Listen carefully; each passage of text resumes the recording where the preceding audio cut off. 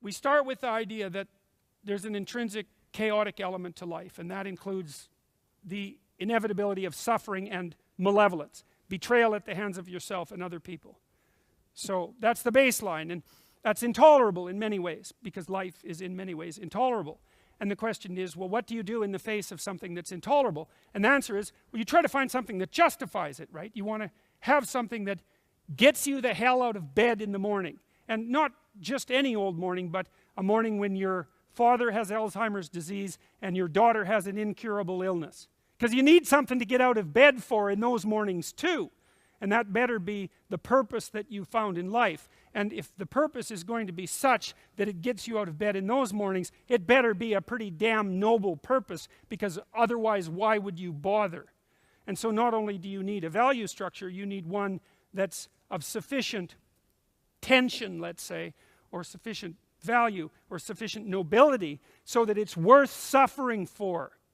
Because you're going to suffer, and you better have something that makes the suffering justifiable. And so not only do you need the value structure so that you don't just deteriorate and die, you need the value structure so that when the flood comes in your life, as it certainly will, that you have built a vessel that will sustain you through the catastrophe. And that's not this pursuit of happiness. It's not even the pursuit of security. It's none of that. It's the orientation that you've managed to produce in your own life towards a higher good that's so high that it's worth bearing the burden of being to produce. You implement that in the world, you produce a hierarchy. Now you might say, well, and then you have the problem of hierarchy, and the problem of hierarchy is a very few people are going to be very good at whatever that hierarchy does. And then you have the second problem with hierarchy, which is the problem I just laid out when I asked you about your spectacular levels of attainment and found out that they were it was very unlikely. I'm not saying that you haven't attained worthwhile things. That's not my point. My point is that very high levels of attainment are extraordinarily rare, and that's an inevitability as soon as you decide that something's worth doing. Two inevitabilities. People stack up at the top. Minority of people stack up at the top and take most of the proceeds, whatever they happen to be, or deserve them, or earn them, whatever, however, I don't care how you conceptualize it, and almost everybody else stacks up at the bottom. And so the problem with hierarchies is that even though they're necessary, they tend to produce a situation where most people stack up at the bottom. And so that's the next thing that we have to contend with. You can't get rid of the hierarchies, because if you get rid of the hierarchies, there's no value structure. And if there's no value structure, not only do you deteriorate and die, you want to deteriorate and die. And that's not a good solution. But if you do generate a hierarchy, then you have the problem of the hierarchy. And the problem of the hierarchy is that it will dispossess most people. Now, to the degree that the postmodernists have something to say, that's what they say, is hierarchies dispossess. Okay? And then we can look at that clearly and carefully, and we can say, that doesn't mean, A, that hierarchies themselves are corrupt or that we can dispense with them, but it also doesn't mean that we have no moral obligation to the dispossessed. And we say, well, how do we deal with that politically, conceptually? And the way we deal with that, at least in part, is to produce a political spectrum that ranges from left to right, that deals with hierarchy and the problems that hierarchies cause. So one of the things that you can reliably assume about someone who's on the right is that they will be patriotically in favor of the current hierarchy. Or even more abstractly, they're in favor of the idea of hierarchy itself. And you say, well, more power to the people on the right, because you need hierarchies, so they should support them. But then you have to take the people on the left who say, yeah, but what about the people who are dispossessed by the hierarchy? And what you have to say to them is, yeah, we actually have to do something about that. And you think, well, how do we do something about that? And the answer is, we don't actually know. Because there's no permanent solution to the problem of dispossession by the hierarchy. We don't know how to fix it. You say, well, we could flatten the hierarchies. It's like, not without disrupting the value structure. That's a price you don't want to pay. Well, we could take from the top and put it at the bottom. It's like, yes, hypothetically, we could. But it turns out that when you try that in practice, it's very, very easy to rapidly go too far. and then what you end up with not is less dispossessed, you end up with no one who has anything. And that's not a good solution to the problem of scarcity, right? To make everyone equally dead or equally starving, which is essentially what the communist states did across the entirety of the 20th century, is not the proper way to address the problem of hierarchy. Now it has to be addressed, even if you're on the right, because here's one thing that happens. Hierarchies tend to ossify, you know, because what happens is that the people at the top, maybe they got there by merit, but it's easy for them to gerrymander the system so they can stay there without merit. Or perhaps their children can stay there without merit. Or the hierarchy becomes corrupt so that people who only use tyranny and power can climb it, and so you don't have a hierarchy of competence and value anymore, you have a hierarchy of brute power, which looks like a tyranny. So there's all sorts of ways that hierarchies can deteriorate, and we have to be awake to ensure that that doesn't occur. Also, if the hierarchy gets so steep that everybody stacks up at zero and no one can climb it, which is basically the definition of a malfunctioning tyranny, then all the people at the bottom rightly think, well, why don't we just destroy the game? Because we're already at zero, so what the hell do we have to lose? And so one of the things that you want to do if you're a sensible conservative is make sure that the hierarchy maintains its rooting in competence, that it's transparent, and that it's climbable, because otherwise it will ossify and steepen, and then it will destroy itself. And if you're a conservative and you value stability and the hierarchy, then you don't want to set up a situation where the most likely outcome is that the hierarchy destroys itself. So we can be intelligent about this. We could say, look, don't be thinking you can get rid of hierarchies. They've been around. This is why I wrote chapter 1. I talked about lobsters. The reason I talked about them is because not only is the hierarchical structure itself as a permanent feature of existence at least 1/3 of a billion years old, which, by the way, means that you cannot attribute it to capitalism, the free market, or the corrupt patriarchal West, unless you're willing to make the case that all three of those elements contributed to the existence of dominance hierarchies among crustaceans, which seems highly unlikely. So, and this is actually something you could think about it as an idea that's actually directed towards the productive left.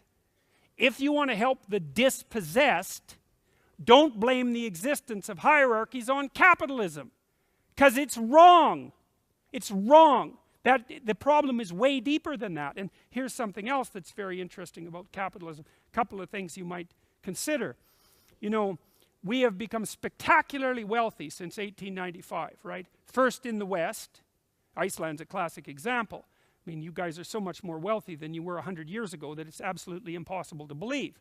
And so that's first happened in the West, exponential economic growth starting in about 1895. There's a long tail. I mean, people were improving before that, but it really kicked in around 1895. It first happened in the West, and now it's happening everywhere in the world. I don't know if you know this, but you know, the UN set a goal in 2000 to halve the level of absolute poverty in the world by 2015. Which is the fastest rate of economic growth ever recorded. We attained it in 2012, 3 years ahead of the most optimistic projections. Right? And so people are being lifted out of poverty at a rate that has never been seen in the history of the world. Hooked to the power grids, provided with cell phones, provided with access to fresh water, provided with access to medications that decrease child mortality. Like, if you look at the statistics, there are so many things getting better so fast you cannot even believe it. And that's a consequence as far as the data indicate of the operation of the free market system, which does produce inequality. That's the thing. Every system produces inequality. But the only system we know of that produces wealth and inequality is the free market. So here's a question for everyone, left and right. How many units of inequality will you tolerate to produce 1 unit of wealth? And if the answer is 0, then you've gone too far. You're outside the appropriate political debate. That's the wrong answer. And if you try to impose that, all there will be is mayhem, because the price we pay for wealth is inequality. Now that doesn't mean that you can let inequality run to its ultimate extreme, because then you run into the other problem, which is the monopoly problem. You've all played Monopoly, I presume. What happens in every Monopoly game? If you play it out, everyone stacks out at zero, up at zero, except one person. Now if you play it 50 times, you'll find that it's hardly ever the same person, because it's basically a game of chance. And there's a fair bit of chance, by the way, operating in the distribution of money in the world. It's not all chance, but there's a fair bit of chance. But the logical conclusion to a hierarchy that can play itself out totally is that one person has everything and everyone else has nothing. Obviously, that's not a useful outcome. So you know, and there are ways that we fix that in our society. We have progressive tax policies, and you can argue about their utility, but that's one way of rectifying it, potentially. Another way of rectifying is that we don't have one game, right? In a pluralistic society, we have many, many games that people can play, and so if you can't be a successful lawyer, then maybe you could be a successful plumber, and if you can't be a successful plumber, maybe you can run a small restaurant, or, you know, there's a diversity of games. And so that's a good way of allowing, of increasing the robustness of the system, so that you don't get hierarchies that are so steep that they collapse in upon themselves. And so those are sophisticated approaches. And perhaps there are other approaches too, but it's an intractable problem. It says in the New Testament, it's one of the things you'd swear would be edited out because it's such a harsh statement. The poor will be with us always. Well, what's that in reference to? It's also in reference to the Matthew principle, which is another New Testament statement and happens to be an economic axiom. To those who have everything, more will be given. From those who have nothing, everything will be taken. That's the structure of the world. And you can't lay it at the feet of the West. It's the structure of the world. Now that means we have to contend with it, and it's not an easy thing to contend with. And part of the reason that we have a continual political dialogue, and that we need to have a continual political dialogue, is to make sure that our hierarchies exist and remain intact, but don't become so steep and corrupt that they destroy themselves. And you need a left and a right for that. But that means the left has to admit that hierarchies are not only necessary but valuable, and the right has to admit that despite their necessity and value, they tend to stack people up at the bottom, and that actually constitutes a continual problem. You see that in the Old Testament, because one of the things that happens in the Old Testament is Israel struggles up to state and empire status 6 times. It struggles out of the chaos up to empire status. And then it gets corrupt. It loses the way. It isn't balancing things between chaos and order properly. The kings get arrogant, and so do the people. And they forget their relationship with God. That's another way of thinking about it. And then a prophet comes up and says, you aren't paying enough attention to the widows and the orphans. You better look out, because that displeases God. And the Israelites, who are stiff-necked and arrogant, think, what's God going to do to us? Which is not a very wise way of thinking. And so they don't take the steps necessary to rectify their deviation from the proper path, and they get absolutely flattened. And the consequences of that last for generations, like 7 generations. And then they struggle their way up to something approximating empire status again, and exactly the same thing happens. They forget, and they collapse. And there's 6 stories like that in the Old Testament. It's all documented by a man named Northrop Frye, who was a Canadian literary critic who wrote a couple of books on the Bible, one called The Great Code and the other called Words with Power, which I would highly recommend. It's an analysis of the Bible as literature. Brilliant. For those of you who might be interested in Jungian thinking, Frye's thinking is a nice adjunct. So, all right, so that's the nature of the world. Order, chaos, and order.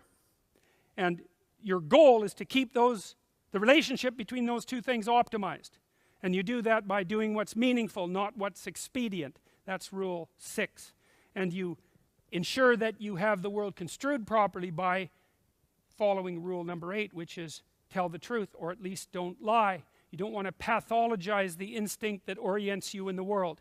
And you will pathologize it by engaging in habitual deceit. And the reason you do that is when you practice something, you build structures that specialize in that, and then they run automatically. So if you're living a lie, which is a very common thing for people to do, then you're building neurological mechanisms that view the world through that lie. And once they're built, they're you. And good luck unbuilding them. It's very, very difficult. That's in part what happens to people who are addicted, by the way. They build mechanisms of search, neurological structures that are focused on the drug, and those systems are alive, and all they want is the drug. And it's not psychological exactly, it's psychophysiological. Don't build structures of cognition predicated on deception, because you will pay for it. And so if you're going to guide your life with the orientation of the instinct of meaning, then you have to be very careful with what you say and write and think, because every time you say or write or think something, you build a little neurological structure that's specialized for that, and it participates in this parsing of the world. All right, so it matters how you play the game. It doesn't matter whether you win or lose. Let's take that apart. Well, so the first thing is, and this goes back to the idea of the hierarchy. Is order a hierarchy? And the answer is no. It's a set of all hierarchies. Or you could say it's the set of all possible hierarchies. Because, you know, in a society at a given time, there's hierarchies that function, but that transforms, and then there's new hierarchies that function. The specifics of the hierarchies change, but the fact of the hierarchies remains. And so you can imagine a hierarchy as a metastructure that consists of a multitude of possible hierarchies. And that's going to change as life continues. And so what you want for your children is not to be the master of a hierarchy. You want for your children to be the master of the set of all possible hierarchies. Because then no matter how things change, they're ready. You say, well, how is it that you get ready for things to change? And the answer is, play so that people will invite you to play.